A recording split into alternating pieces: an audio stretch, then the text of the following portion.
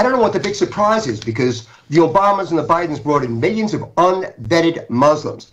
Unvetted, meaning, are they Sharia compliant or not? Because if they're Sharia compliant, it's a big problem. And that's not being bigoted. That's not being Islamophobic. That's just common sense. So what I saw in front of the White House was a lot more malicious. Well, how do I say this? Look, it was not that big a group. On January 6th, you had God knows how many hundreds of thousands of people. And there were a couple of hundred that involved, a few hundred that involved. They arrested 1,000 people just for being there. But there was a whole bunch of people, hundreds and hundreds of thousands of people. We might have had 50, 100, 150 FBI agents in Trump garb leading the charge. We don't know. But most of it was peaceful. Most of it, the vast majority of it was peaceful. You know, I mean, even the people that were at the Capitol were peaceful because they were being let in. It was like they were being on a tour or something. Yeah, on one of the gates, in one of the sections, at some of the times, you saw some breakage of things like that. But for the most part, it was very peaceful. Now, this demonstration that was in front of the White House, it wasn't nearly as big, but they were all extremely hostile and belligerent and screaming and nasty. This was not a peaceful demonstration by any stretch of the imagination. And if you want to talk about insurrection, you know, we could go on ad infinitum about that. Well, because, one of the big differences that I saw with, you know, just the little things that Nagy was telling me about this and what you just said as compared to the January 6th thing. First of all, as I've always said, if the most armed man in America and Bikers for Trump showed up to the insurrection, that'd have been a real insurrection. But with all that aside, one of the things that I have noticed, and finally, and I guess it's just because finally somebody with some common sense is starting to actually put some common sense out there. But one of the I seen Cenk Uygur, of course, is running for president. He's running around all over the place, and one of the things that he said was he was on that Tim Cast guy on YouTube, the guy that wears the beanie on his head. And they were talking about insurrection and all these things. And Cenk was like, here's the deal. The guys that got let into the Capitol on January 6th, a lot of the people that got let in, he said there is footage from one of the cameras, not the one on the where they're going in, you know, where they're pulling the gates, but when they're at the door and they're going in.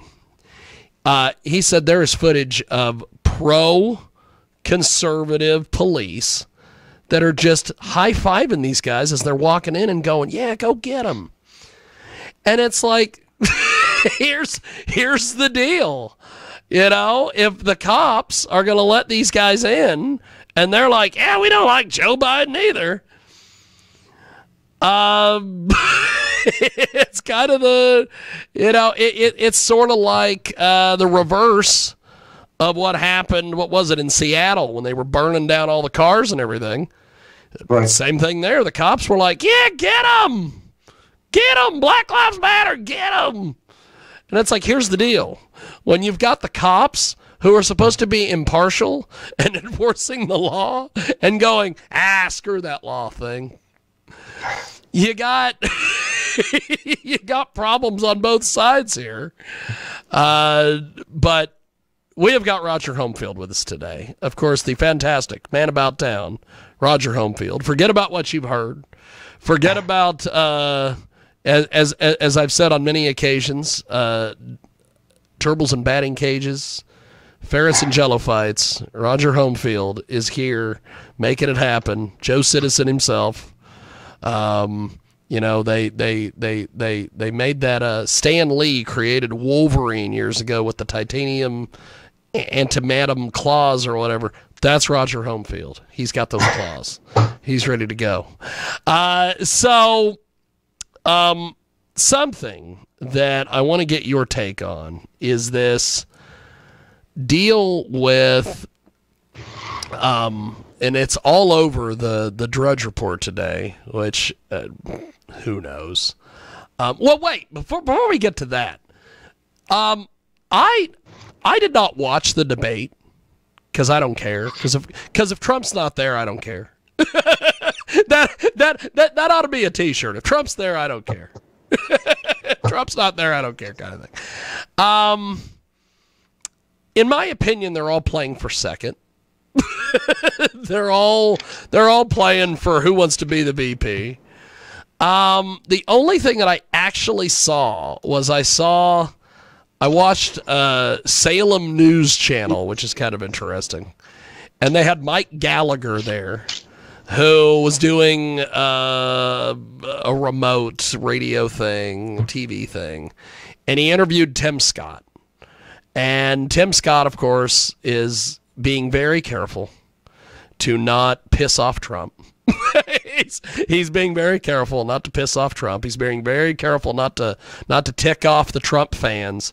He's being very careful to also not tick off the conservatives and the MAGA, everybody involved. He wants to make sure that he is everybody's best friend, which I don't think is going to be a good strategy in the end. But that's the only thing I saw. What did you see? Did you even watch this debate? Did you even hear anything about this debate? Did anybody even care? You see this little piece of paper here? I've got like a dozen of these things. Yes. I did not watch the debate because I consider it the least important of any of this stuff. Not to mention that it's also boring. Yes. And it's meaningless to me. So I apologize. I imagine you want me to watch it. I didn't see it either, so that's good. I can't. That's two people out of and when the ratings come out later today, which they might already be out, I'm sure not a lot of people watch the debate. So it's just, look, it's a distraction from all the important things that are going on. It's just a complete distraction from that. Like Biden, in response to what happened in Israel, he comes out with he wants $1.8 billion for Islamophobia. Excuse me? In other words, I thought you were talking about anti-Semitism, but you're going to give billions for Islamophobia, which doesn't exist because Islamophobia is an irrational fear of Muslims. And I think when you have your babies murdered, I won't even get into the detail characterizing how in some cases. It's certainly not an irrational fear of Muslims. And once again, I mentioned this before, this is not about Palestinians. It's not about Palestine. This is about them wanting to use that as a spark to reignite jihad. And it's happening now. We were warning everybody 12, 14 years ago that we were becoming infiltrated by the Muslim Brotherhood. Everybody laughed at us. Okay, Pete King, we begged him to have a hearing. He had a hearing. The Democrats laughed at him. They scoffed at it. And right now, they're doing exactly what their playbook had in the Grand Jihad. And by the way, once they get up to about 10% of the population, that's when they literally flip the country over to becoming an Islamic State. You say, how can that be? How can that be? Look what they're doing with 2%. And when you get to 10% and you add violence,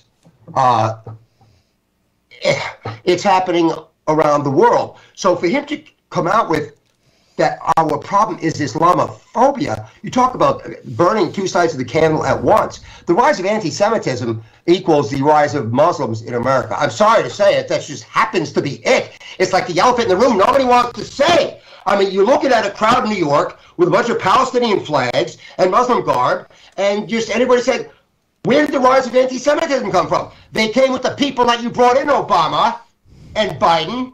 Yep. Did you ask them if they were Sharia compliant? Because if they're Sharia compliant, they cannot possibly be loyal to the United States of America. In fact, they're dictated to overthrow the United States of America if they're Sharia compliant. That's right. That's what IQ Rizzoli's been saying for goddamn 10 years at this point. Just kind of, he was right. Just kind of how it all works. It is Roger Homefield. He's with us today here in our broadcast. And by the way, I just forwarded you an email. Apparently, late breaking news here. I was just talking about Robert Davi. Apparently, we have next, let me make sure I get this right. As they say in the movie Van Wilder, I should be writing this down. November 14th, Tuesday, I believe. I think it's a Tuesday. Yes, it is a Tuesday. At 1:30 Central, 2:30 Eastern, on this show, it will be Roger Homefield, myself, and Robert Davi. So there it is. Late breaking news to everybody out there in BitChute land. Robert, of course, if you look at Robert Davi, he's a fantastic musician, author, man about town, conservative, everything. Roger Homefield, the exact same thing. Me, I'm everything but a musician and a tough guy. So it all works. Musicians used to be tough guys. That's right. They used to be. They used to be. Musicians, pro wrestlers, they all used to be tough guys. And now a lot of these musicians and the pro wrestlers, they look like the guy that's cooking my eggs at the Waffle House. They're they're not I don't tough want to get guys. canceled, I've been canceled, brought back, canceled again, re-canceled, all the stuff. So, but Roger, before we let you go, what is the way people find your song parodies and your commentaries and everything you're doing? I have no idea. That's one of my problems, Jiggy. That's one of my problems. I ain't got a clue. I never did anything for money. I just never did. But I'm going to have my jazz orchestra compositions, for whatever reason, on a website. But it's just going to be music. Then there'll have to be a political website. But how can they reach me? He was right all along at gmail.com. He was right all along at gmail.com. And the parodies, they're all up on YouTube. If you go to YouTube, I have a channel apparently. I'm not good with this stuff. I'm a novice. But go to YouTube, Roger Homefield. It's spelled just like sports, HOME, just like home field advantage. And the Trump parodies are up there, and they stand today. And they will stand right up until the day of the election. Well, it is always fun. Well, we didn't get to talk about, Jiggy, and I know we can't start on something new. I'm very disappointed with the election, and I'm very disappointed with the women, frankly, in Virginia, or was it West Virginia, where the election was, and the main thing was abortion. With everything else going on in this country, with the country about to lose its sovereignty, we're losing our children, we've lost our entire freaking culture, and that's the only topic for them? Like 13 or 15 weeks isn't enough time? The Democrats always talked about the children. You do everything for the children. Everything's for Pelosi. The children. It's for the children. What the hell do they do for the children? They put masks on them. They confuse the hell out of them at 7 years old what gender they are. Maybe they should have their penises cut off. It's really good for the children, isn't it? It's insane. The whole thing is just It is crazy. But Roger, I look forward to chatting with you next week. And I will get you an email and we'll get everything sorted out, and I will talk to you soon. Have yourself a blessed rest of your week, my friend. Thank you. All I'm going to say more is that you are the only thing that makes me smile other than my Shih Tzu dog. That is awesome. Well, Roger, thank you for doing this, baby, and we'll talk to you next week. Thank you, sir. Thank you, Jiggy. Appreciate it. There he goes. That is fantastic, Roger Homefield. Man about town, Roger Homefield, as they say. I don't know why they're saying it. Don't know who they're saying it to, but they are saying it. And rock and roll it on a fabulous Thursday, as they say. So, that is that. We are going to take a brief break. When we come back, who the hell knows what the...